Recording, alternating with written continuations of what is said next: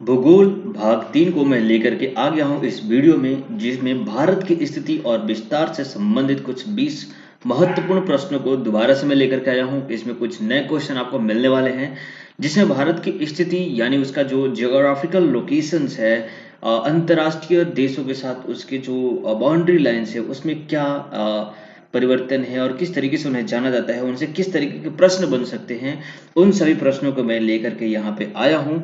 और उम्मीद करता हूँ कि आपको ये वीडियो बहुत ही अच्छा लगेगा, आप इसके इंपॉर्टेंस को समझेंगे तो डेफिनेटली वीडियो को लाइक शेयर एंड सब्सक्राइब कर देंगे। वीडियो के पीडीएफ को डाउनलोड करिए आप मेरे यूट्यूब टेलीग्राम चैनल, जो कि मैंने डिस्क्रिप्शन में ऑलरेडी दे रखा है। तो चलिए स्टार्ट करते हैं आज के वीडियो को बिना किसी देरी किए। नमस्कार दोस्तों, आई एम शिवशंकर तिवारी और आप मुझे फेसबुक एंड ट्विटर के साथ साथ टेलीग्राम पे जरूर ज्वाइन करें। वहां पर आपको मेरी वीडियोस की पीडीएफ और लिंक दोनों ही मिलती रहती हैं। चलिए शुरुआत करते हैं आज के अपने पहले प्रश्न को, जिसमें दिया गया है कि भारत और पाकिस्तान के बीच अंतरराष्ट्रीय सीमा किसके द्वारा सीमांकित किया गया ना। तो आपको पता होगा कि भारत और पाकिस्तान का विभाजन 1947 में हो गया था और इसके लिए सीमा की जो उन बीच में बाउंड्री थी उसको बनाना जरूरी था, कहाँ से भारत और कहाँ से पाकिस्तान होगा। तो इसके लिए सर रेडक्लिफ ने यहाँ पर एक लाइन ड्रॉ की थी और जिसकी वजह से इस बॉर्डर को रेडक्लिफ लाइन बॉर्डर बोला जाता है और वहीं से भारत और पाकिस्तान के बाउंड्री का बंटवारा किया गया था। चलिए आगे देखते हैं अगले प्रश्न को। भारत के सुदूर पूर्व में कौन सा देश भारत के साथ सर्वाधिक लंबी अंतरराष्ट्रीय सीमा बनाता है? देखो, पूर्व की बात की गई, अगर सर्वाधिक लंबी अंतरराष्ट्रीय सीमा की बात करता सिर्फ भारत के साथ तो क्वेश्चन का आंसर अलग होता, बट यहाँ पर पूर्व की बात किया गया। देखो मैप में अगर पूर्व की बात करें तो ऊपर की तरफ नॉर्थ होता है, नीचे की तरफ साउथ होता है, राइट हैंड साइड में ईस्ट होता है और लेफ्ट हैंड साइड में वेस्ट होता है, ये होता है। और इंडिया की ईस्ट की बात यानी पूर्व की बात की तो पूर्व में आपने देखा होगा कि यहाँ पर है अरुणाचल प्रदेश। ठीक है, ये कुछ ऐसा बना लेते हैं हम, अरुणाचल प्रदेश, और ये है असम वगैरह का इलाका। ठीक है, तो ये है अरुणाचल प्रदेश, इसके नीचे नागालैंड, फिर आ जाता है मणिपुर और उसके आ जाता है मिजोरम, फिर ऐसा करके यहाँ पे मेघालय आ जाता है, यहाँ पे असम हो जाता है, त्रिपुरा होता है, सब ये सब चीजें होती हैं। तो यहाँ पर हमारे पूर्व साइड में सबसे ज्यादा जो अंतरराष्ट्रीय सीमा बनाता है वो कौन है? तो म्यांमार है यहाँ पर। ठीक है, तो आपका करेक्ट आंसर जो हो जाएगा Myanmar is right answer. Okay, अगला प्रश्न है भारत एवं चीन के बीच सीमा निर्धारित करने वाली मैकमोहन रेखा निम्नलिखित में से किस प्रदेश के उत्तरी सीमा पर खींची गई है ना। मैकमोहन रेखा की बात की गई है तो देखो, भारत के साथ जो चाइना का जो बॉर्डर है ना, जम्मू कश्मीर में लगता है, हिमाचल प्रदेश के साथ लगता है, साथ में अगर हम बात करें तो सिक्किम के साथ में लगता है और अरुणाचल प्रदेश के साथ में लगता है। तो यहाँ पर जो मेजरली है ना अरुणाचल प्रदेश की बात की गई है। अरुणाचल प्रदेश के उत्तरी में हमारे साथ सीमा का जो बंटवारा है इंडिया और चाइना के बीच में, जिसे हम कहते हैं मैकमोहन रेखा। ये रेखाओं के नाम काफी इंपॉर्टेंट होते हैं, एग्जाम में बार बार पूछे गए हैं, आप इन्हें जरूर याद रखें। चलिए अगले प्रश्न को देखते हैं। निम्नलिखित में से किस देश के साथ भारत की अंतरराष्ट्रीय सीमा नहीं लगती है ना।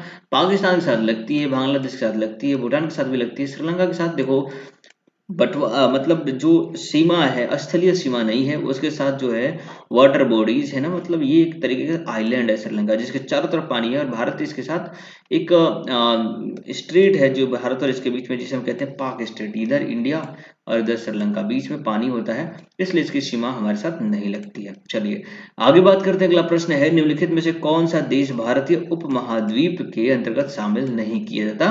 तो ये भी आंसर आपका हो जाएगा श्रीलंका। ओके, चलिए आगे देखते हैं। अगला प्रश्न है निम्नलिखित में से किस भारतीय राज्य की समुद्र तटीय सीमा सबसे छोटी है ना।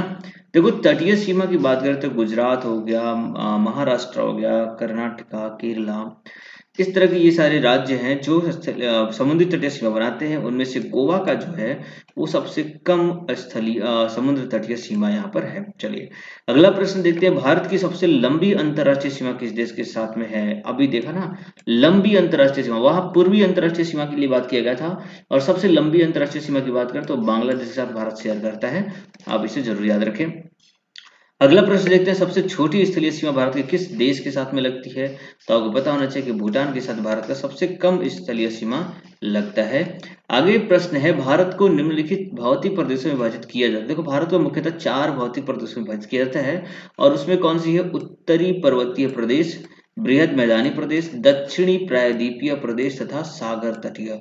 ये मुख्यतः 4 प्रदेशों में भारत को विभाजित किया जाता है ज्योग्राफी के अकॉर्डिंग, ठीक है, उसमें पढ़ने में आसानी होती है। चलिए अगला प्रश्न देखते हैं जो कि 10वां नंबर प्रश्न है, भारत का कौन सा भू आकृतिक विभाग प्राचीनतम है ना।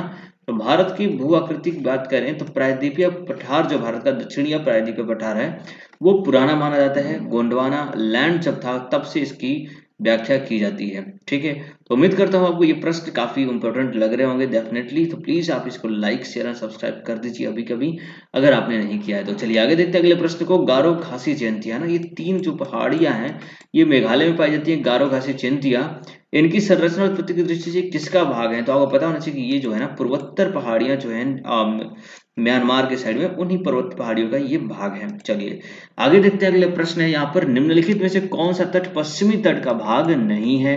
पश्चिमी तट की बात करें तो भारत का ये वाला जो इलाका है पूरा का पूरा, ये वाला जो पार्ट है ये पूरा का पूरा पश्चिमी पार्ट है ना, पश्चिमी तटीय। तो इस तटी में आपने देखा क्या, काठियावाड़, कोंकण, मालाबार, कोरोमंडल। तो देखो कोरोमंडल जो तट है ना वो यहाँ पर जो तमिलनाडु है, तमिलनाडु का पूरा तट कोरोमंडल तट बोला जाता है ना। तो ये आपका पूर्वी तट माना जाएगा, पश्चिमी तट में ये सारे आते हैं, ठीक है। चलिए अगला प्रश्न देखते हैं, भारत का पूर्वी समुद्री तट किस नाम से जाना जाता है।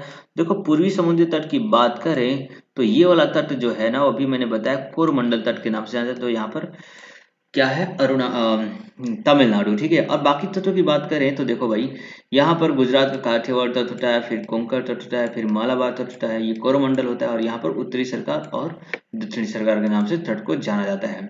चलिए अगला प्रश्न बात करें, कोंकण तट कहाँ से कहाँ तक है। तो देखो कोंकण तट की बात करें तो गोवा से लेकर के दमन तक, ठीक है, गोवा से लेकर के दमन तक होता है कोंकण तट। चलिए अगला प्रश्न देखते हैं, लक्षद्वीप समूह के द्वीपों की उत्पत्ति निम्नलिखित में से किस प्रकार हुई ना।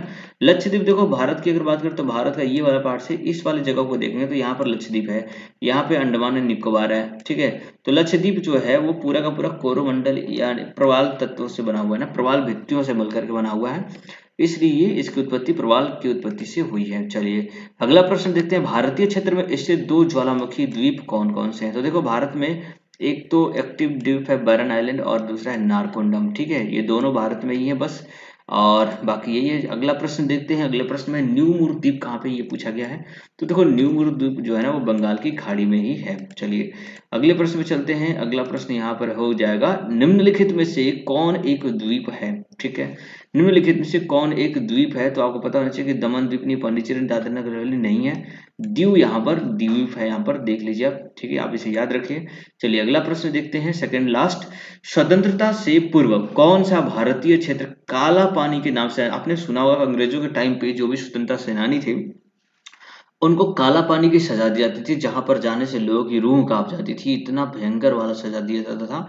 लोगों को ऐसे छोड़ दिया जाता था जंगलों में या फिर जेलों में जहां पर बहुत ही उनके साथ बुरा व्यवहार किया जाता था, है ना। तो ये काला पानी की जो सजा थी ना वो अंडमान निकोबार आइलैंड में जाकर के दिया जाता था, ताकि वहां से कोई भाग के नहीं जा सकता था, पॉसिबल ही नहीं था, क्योंकि उतना दूर समुद्र के बीच में से अगर आप जेल में से भाग भी गए तो आखिर में आपकी मौत ही है, क्योंकि आपको दूर दूर तक सिर्फ समुद्र दिखाई देगा, बाकी उसे तैरकर पार करना और किसी भी दूसरे चीजों से पार करना मुश्किल ही था, ठीक है। चलिए आज के आखिरी सवाल पे चलते हैं, जिससे पूछा गया लक्षद्वीप समूह स्थित है, लक्षद्वीप है कहाँ।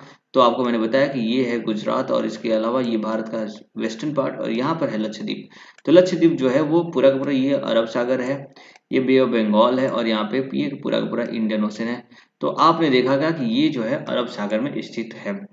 तो देखिए दोस्तों, मैंने यहाँ पे कुल 20 प्रश्न आपको सिर्फ 9 मिनट में करा दिए हैं। उम्मीद करता हूँ आपको वीडियो अच्छा लग रहा होगा। Thanks for watching till the end of this video, और प्लीज आप इसे लाइक जरूर करें, शेयर करें अपने फ्रेंड के साथ, और सब्सक्राइब करते हैं हमारे चैनल को, ताकि आप लोगों के प्यार और जो भी आप लोग आशीर्वाद समझ ले वो हमें मिलता रहे।